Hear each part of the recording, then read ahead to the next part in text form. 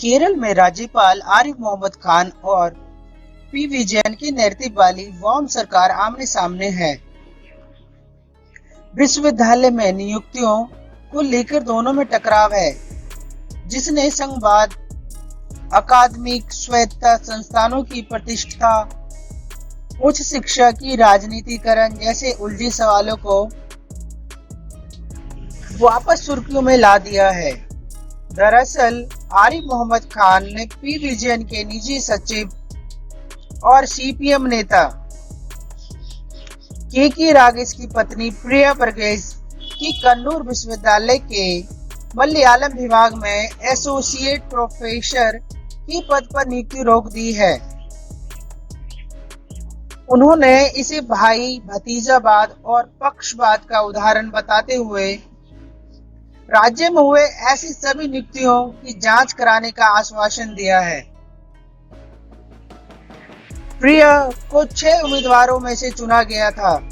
एक आरटीआई से पता चला है कि इस चयन के लिए एक प्रक्रिया अपनाई गई थी, जिसमें उनका शोध स्कोर महज 156 था, जबकि दूसरे स्थान पर रखे गए उम्मीदवार को 651 अंक मिले थे।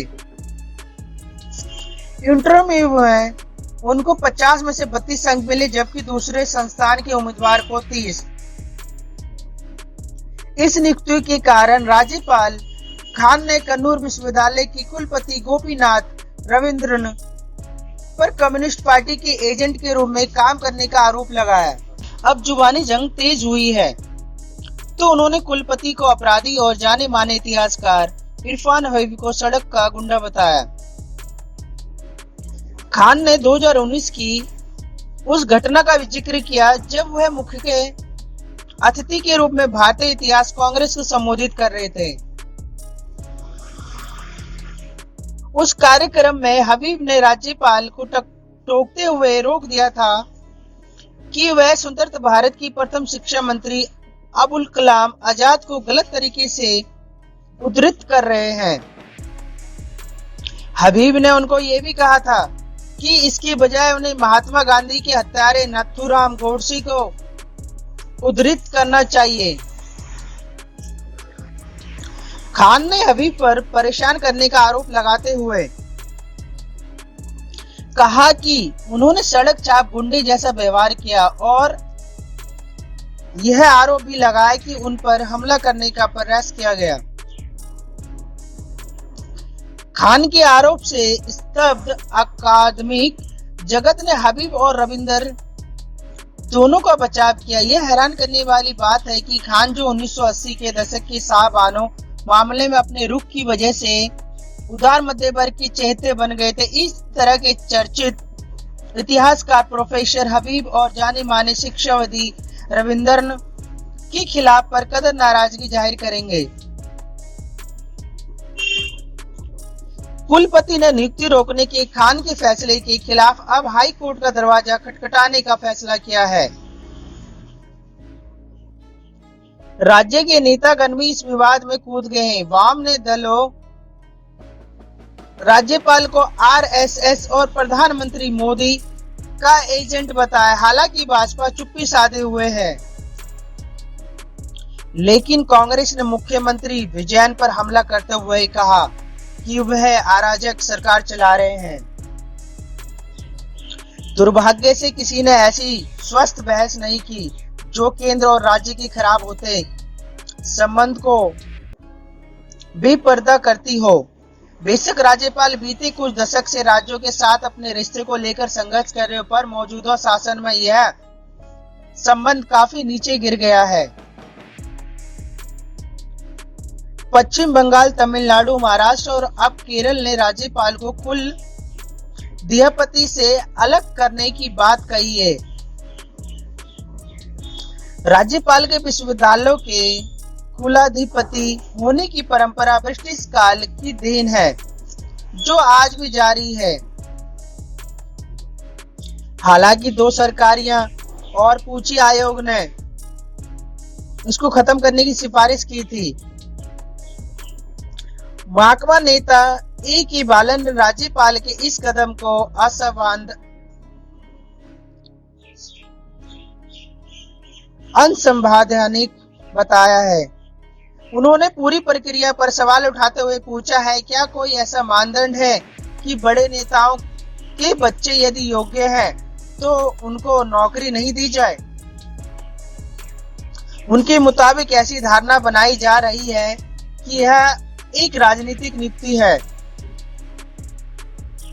बहरहाल राज्यपाल और मुख्यमंत्री के बीच इस तरह का टकराव कोई अच्छा संकेत नहीं है।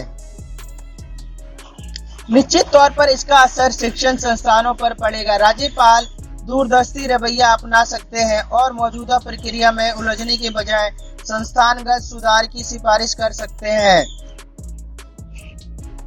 कुलपति पर उनकी नाराजगी और 3 साल पहले की घटना को याद करने से उन आरोप को बल मिलता है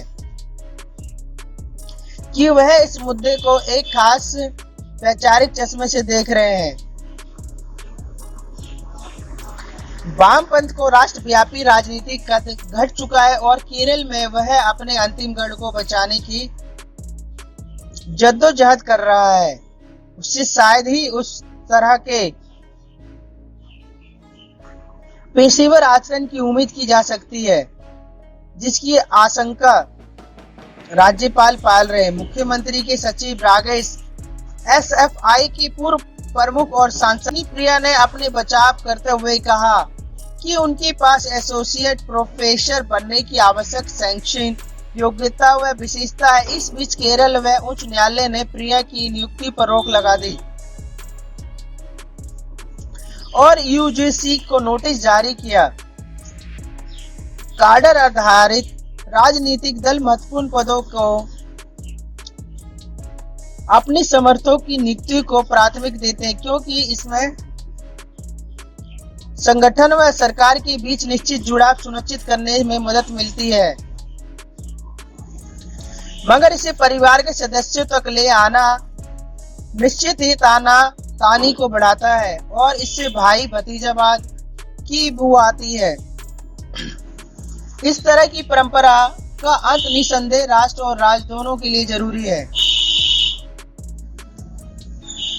मगर यहाँ मामला सिर्फ नियुक्तियों तक का सिमटा नहीं है। राज्यपाल ने कई अन्य मुद्दे पर भी राज्य सरकार से टकराव मोल लिया है, जैसे कि सीएम पर उनका रुख जुदा है और राज्य विधानसभा द्वारा पास कम से कम 11 अध्यादेशों पर उन्होंने प्रतिकूल दृष्टिकोण रखा। आरिफ खान ने इससे पहले कुलपति के रूप में रविंद्रन की सेवा विस्तार का भी विरोध किया था। विश्वविद्यालयों का प्रबंधन करने वाले कार्यालयों के बीच इस तरह का संघर्ष अकादमिक नतीजों और उत्कृष्टता और संस्था की विश्वसनीयता जैसे मसलों से ध्यान भटकाते हुए उसे बेमतलब की बयानबाजी पर ले जाता है।